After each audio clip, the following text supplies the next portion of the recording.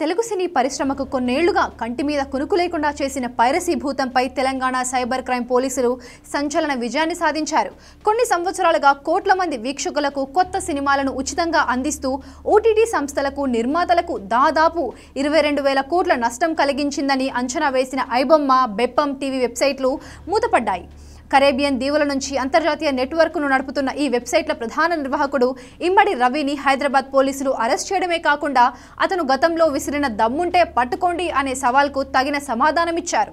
Arrest అనంతరం రవి వద్ద స్వాధీనం చేసుకున్న సర్వర్ లాగిన్ వివరాలతో అతని సమక్షంలోనే ఈ 2 సైట్లను శాశ్వతంగా బ్లాక్ చేయించారు. ఇది సాంకేతిక న్యాయపరమైన పోరాటంలో పోలీసులకు దక్కిన అతి పెద్ద విజయంగా సినిమా ఇండస్ట్రీ భావిస్తోంది. ఐబొమ్మ వ్యవస్థాపకుడు ఇమ్మడి రవి అరెస్టుతో తెలుగు సినిమా పైరసీ సామ్రాజ్యంలో అతి పెద్ద కేంద్రం కూలిపోయింది.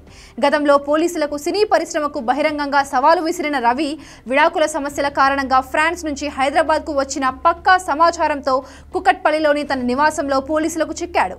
అతని ఫ్లాట్లో 3 కోట్ల నగదు, వందల హార్డ్ డిస్కులు, ల్యాప్టాప్లు స్వాధీనం చేసుకున్నారు. విచారణలో బెట్టింగ్ కేసు దర్యాప్తు ద్వారానే ఐబొమ్మ లింక్ దొరికిందని పోలీసులు వెల్లడించారు.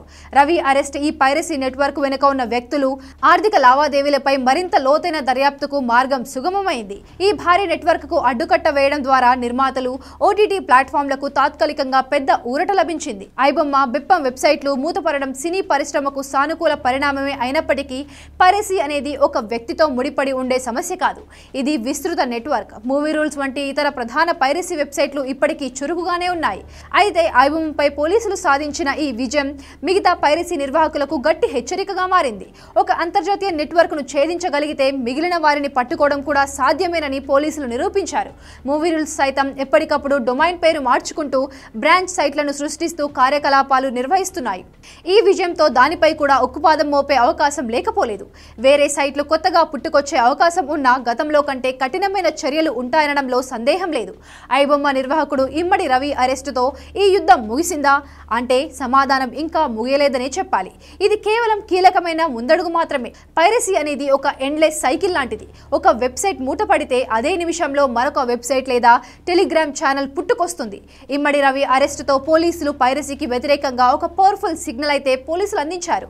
అయితే పైరసీని పూర్తిగా అరికట్టాలంటే కేవలం వెబ్సైట్లను మూసివేయడమే కాకుండా సాంకేతికతను ఉపయోగించి కొత్త మార్గాల్లో సినిమాలను అప్లోడ్ చేయకుండా నిరోధించాలి. భవిష్యత్తులో ఇతర పైరసీ వెబ్సైట్లపై కూడా ఇలాంటి కఠిన చర్యలు తీసుకునేందుకు ఈ విజయం పోలీసులకు మరింత ప్రేరణిస్తుంది.